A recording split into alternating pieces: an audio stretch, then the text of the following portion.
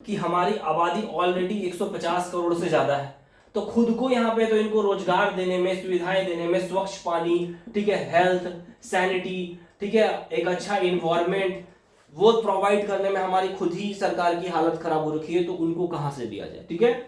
दूसरा है कि 60 करोड़ की सिर्फ युवा आबादी है, ठीक है, 60 करोड़ की सिर्फ युवा आबादी है, तो उनके लिए रोजगार की व्यवस्था, ठीक है, वो मकान चाहिए उनको, ठीक है, फिर रहने के लिए आवास चाहिए। फिर अगर 60 करोड़ का जोड़ा अगर विवाह करता है तो अगर किया जाए तो एक साल में ही आप समझिए कितने बच्चे पैदा होंगे। ठीक है, अगर इसमें 60 करोड़ युवा है तो दोनों को मिला लिया जाए तो 30 करोड़ का एक जोड़ी बना। तो 30 करोड़ ना भी रहे तो एक 3 करोड़, 4 करोड़, 5 करोड़ भी साल में बच्चे पैदा हो रहे हैं विवाह होने के बाद। ठीक है, या फिर आप 50 लाख ही समझ रहे, तो छोटा आंकड़ा तो है नहीं, तो हमारा तो खुद ही हालत खराब है। तीसरा देखिए नुकसान है, कुछ कुछ रिपोर्ट्स आए हैं जैसे बांग्लादेश है, वो क्या करते हैं कि आईएसआई से साठ गांठ करते हैं और इंडिया का इंफॉर्मेशन क्या करते हैं, लीक करते हैं। ठीक है, इंडिया का सिटीजन का इंफॉर्मेशन लीक करते हैं। इवन की ह्यूमन ट्रैफिकिंग, यहां से चुपके से अगर कोई गरीब घर की लड़की है तो उसको तस्करी कर दिया गया, उसका किडनी निकाल लिया गया, ठीक है, और भी चीजें, उसकी आंखें निकाल ली गई, या फिर उसको सेक्स वर्कर के रूप में काम करवाया गया। तो ये तो गलती नहीं, जघन्य अपराध है ना, बात आप समझ रहे हैं इस बात को। फिर जहां आ रहे हैं वहां पर आप ड्रग्स सप्लाई कर रहे हैं क्योंकि आपको इजी में वहां से भागो हो आप, ठीक है, कामचोर वाला आदत है।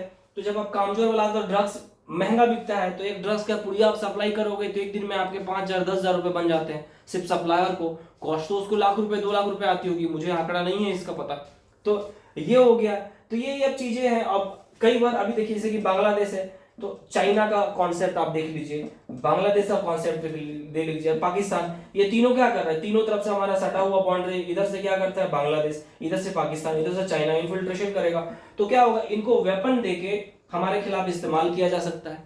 अब देखिए शरणार्थियों का मतलब, जब 1971 में, बात समझिए कि 1971 में जब वॉर हुआ था तो लगभग 1 करोड़ बांग्लादेशी भारत में आ गए थे। सोचिए 1 करोड़ लोग सुबह सुबह अगर खेत तरफ भी जाए, मजाक की बात नहीं कर रहा हूं, तो आप समझिए कि जिसके खेत में चले गए उनका क्या हाल होगा। 1 करोड़ लोग, एक बाल्टी से अगर नहाने के लिए पानी की जरूरत पड़ी, अगर 2-2 रोटियां दीजिएगा उनको तो 2 करोड़ रोटी चाहिए सुबह सुबह से। समझ रहे इस बात को, कितनी आबादी है। और वो लोग आ गए हैं, उनका कोई डेरा बसेरा नहीं है, अब आ गए हैं तो जब प्रवेश करते हैं तो वॉर हो रहा है, कोई बच्चा रो रहा है। अब हमारी जैसे कि अब मेरा ही है, मैं समझ, मैं भूखा हूं, मेरे सामने कोई बच्चा रोएगा, ठीक है, तो हो सकता है मैं पूरा खाना ना दूं लेकिन कुछ ना कुछ तो दूंगा ही उसे। ठीक है, अगर आप निर्दय नहीं, मेरे से तो नहीं हो पाता, इतना निर्दय नहीं हूं मैं। तो वो लोग आके पड़े हुए हैं शरणार्थी में कि हमें किस तरह माई बाप कर लो। तो उस समय क्या होता है कि बहुत स्ट्रॉन्ग स्टेप, लाठी चार्ज, गन का इस्तेमाल, धकेलना पॉसिबल नहीं होता है। ठीक है, तो शरणार्थियों का देश मतलब क्या, दलाई लामा क्या है, धार्मिक गुरु हैं। शेख हसीना जी बांग्लादेश की क्या है, पीएम रह चुकी हैं।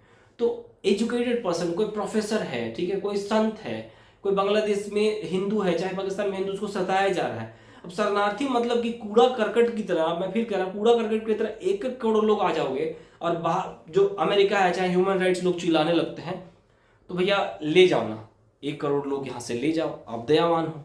ठीक है, 1 करोड़ लोग का भरण भरण 20-20 लाख का पॉसिबल नहीं है। और बेसिकली खास करके ये लोग ह्यूमन ट्रैफिकिंग में, मानव तस्करी में, ड्रग सप्लाई में, ठीक है, आईएसआई को सपोर्ट करने में, भारत का इंफॉर्मेशन देने में वो लोग लगे हुए, तो कहां से कर पाएगा आपको। जैसे कि एक सिंपल सा आपको मैप बताता हूं, जैसे देखिए,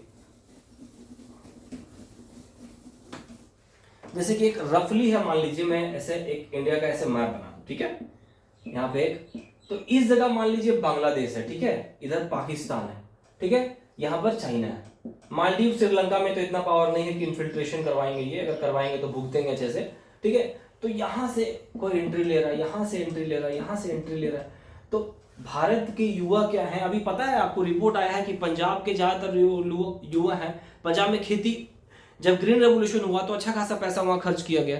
तो पंजाब में क्या हुआ कि लोग, जब ज्यादा पैसा होता है तो लोग कम मेहनत करना चाहते हैं, तो वहां के ज्यादातर युवा ड्रग्स की लत में लग चुके हैं। ठीक है, तो जो ड्रग्स के लत में है, आप समझिए, जो ड्रग्स के लत में है, क्या उसका इस्तेमाल क्राइम के लिए नहीं किया जा सकता है, किया जा सकता है ना। तो अब क्या है कि अब भारत सरकार को, ठीक है, पक्ष विपक्ष, भारत के एक्सपर्ट, ब्यूरोक्रेट्स, ठीक है, रिटायर्ड पॉलिटिशियन, उनसे लेके शरणार्थियों के लेके बनाना चाहिए। अगर 1-2 लोग हैं, आप पढ़े लिखे हैं, वाकई आपको सताया जा रहा है, तो ठीक है, आप क्रिमिनल एक्टिविटी में इन्वॉल्व हो, उन लोगों को यहाँ पर सपोर्ट देना, ये किसी भी एंगल से एक्सेप्टेबल नहीं है। आज भी हम शरणार्थी हैं, आपको दिक्कत है, हम समान, लेकिन 20-30 लाख, 50 लाख, 1 करोड़ पॉसिबल नहीं है। अशोक जब महान सम्राट अशोक थे तो उस समय आते थे लोग व्यापारी, तो वे व्यापार करने के लिए आते थे। उनकी संख्या 100, 200, 300 या 1000 होती थी। 10-10 लाख, 20-20 लाख, 30-30 लाख, आप समझ रहे हो, पॉसिबल नहीं है। ठीक है, तो ये एक मेरा ओपिनियन है, मैं किसी की ओपिनियन पढ़ के नहीं बता रहा, मेरा जहाँ तक मैंने अभी अध्ययन किया और समझा है। तो आपका इसमें क्या विचार है, कमेंट करके जरूर बताइएगा। अच्छा लगे तो लाइक शेयर सब्सक्राइब करिए। जय हिंद।